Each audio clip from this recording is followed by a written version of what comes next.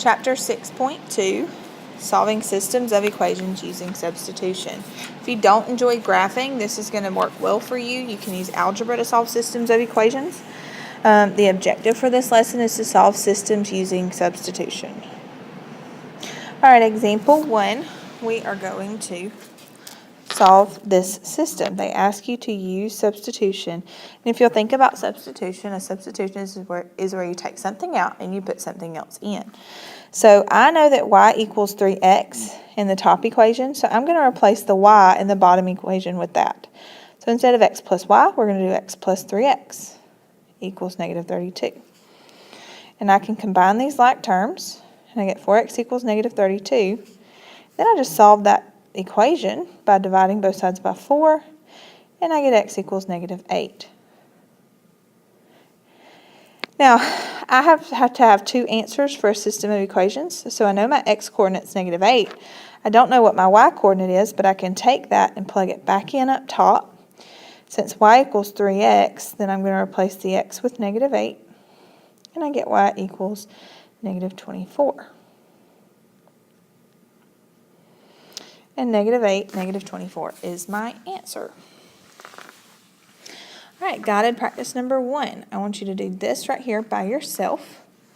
Pause the video and resume it when you're ready to see the solution. Okay, so I know in the bottom that y equals x minus 1. I'm going to replace this y with it. You could have done it differently. That doesn't make it wrong. It's just a different way to do the solution. And as long as you have the same answer, then you did it correct. Now, I have variables on opposite sides, so I'm going to get them on the same side. And I get negative 1 equals x plus 7. Then get x by itself, so I get negative 8 equals x. So my point is going to be negative 8 something. I have the x, how do I find the y? Well, I take it and I plug it back in. You can put it in either one, but I'm going to plug it into the bottom one because it looks easier. That's going to be y equals negative 8 minus 1, which is negative 9. So my answer for guided practice 1 should be negative 8, negative 9. All right, example 2. We want to use substitution here, but we have to know what one of the variables equals. We had that given to us in the first example, but we don't here. So what I want to do is find the variable that doesn't have a number in front of it, like the y, and that's the one I want to solve for. So we're going to take this bottom equation, and we're going to solve for y by adding 2x to both sides, and we get 2x minus 3. Now I'm going to take what y equals, we're going to plug it in for y in the other equation. So that's going to be 3 times 2x minus 3 plus 4x equals 14. And then I solve. I need to distribute. That's going to give me 6x minus 9 plus 4x equals 14. 6x and 4x makes 10x. Still have the minus 9 equals 14. Okay, add 9 to both sides.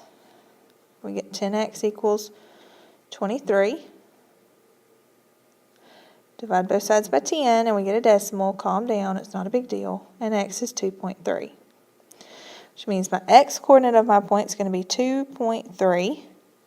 And I find my y-coordinate always by taking the x-coordinate and plugging it in and finding y. So that's going to be negative 2 times 2.3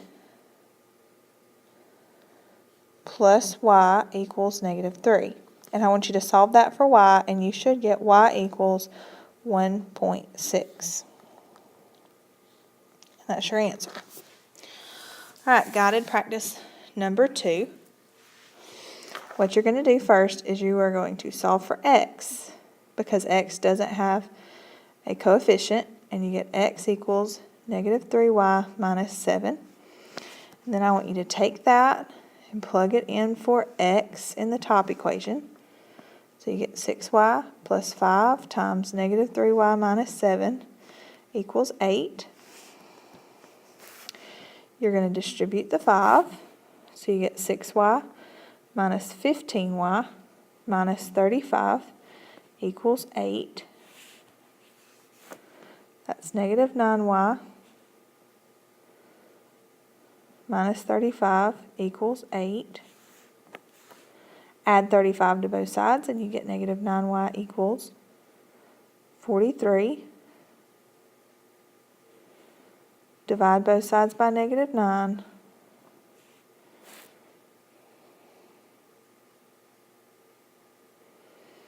And you get y equals negative 4 7/9.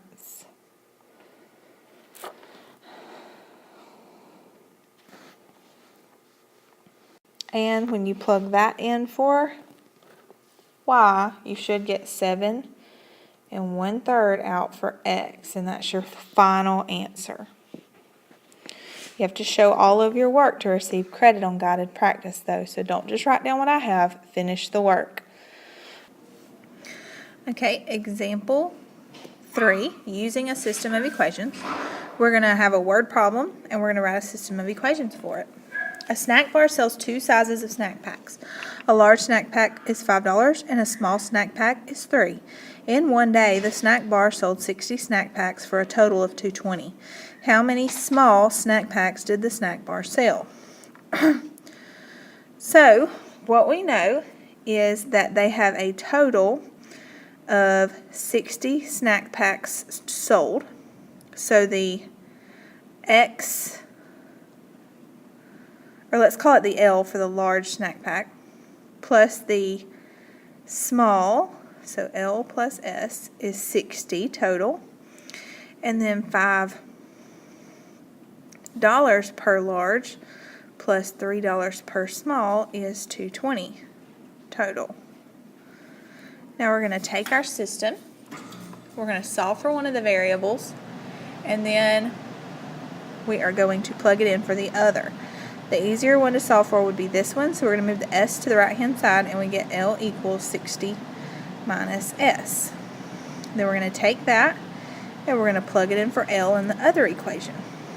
So we get 5 times 60 minus S plus 3S equals 2.20. And we're going to distribute, and we get 300 plus minus, just kidding, 5S plus 3S equals 2.20. Combine like terms and you get 300 minus 2S equals 2.20. So we're going to solve for 2S by subtracting 300. We get negative 2S equals negative 80. Divide both sides by negative 2 and you get S equals 40.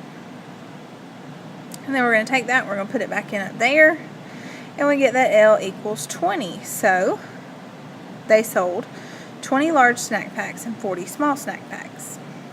So the answer really is 40.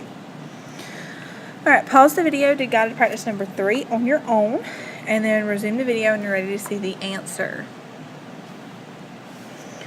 Alright, for guided practice number 3, I'm not going to walk you through it. I am going to give you the answer, and you are going to show your work to prove that you did actually try to understand this for yourself instead of just copying what I write down.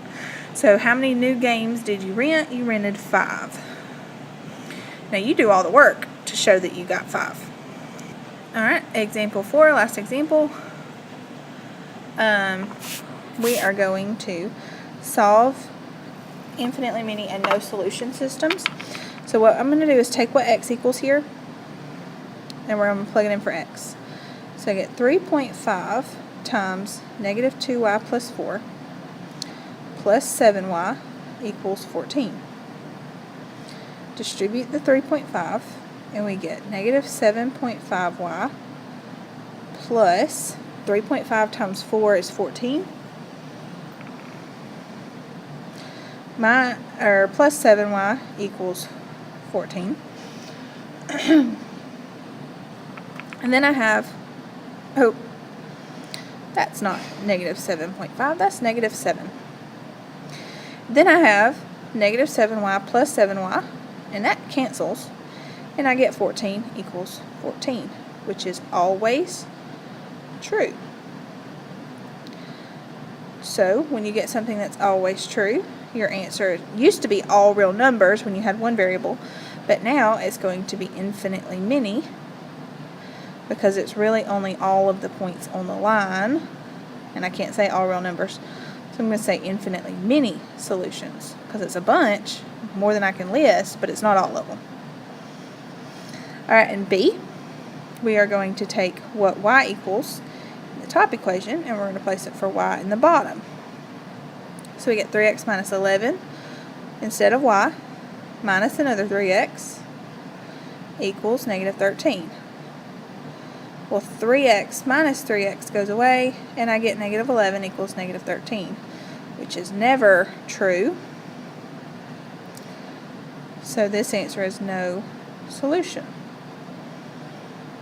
Another way you could have done those is put them in slope-intercept form and compared slopes and y-intercepts. Alright, you're going to do guided practice number 4. I am not actually going to give you the answer to that one. It's either going to be infinitely many or no solution. So I want you to show your work and give me the answer and then bring it to class tomorrow, and that's how I'm going to check to see if you did your homework.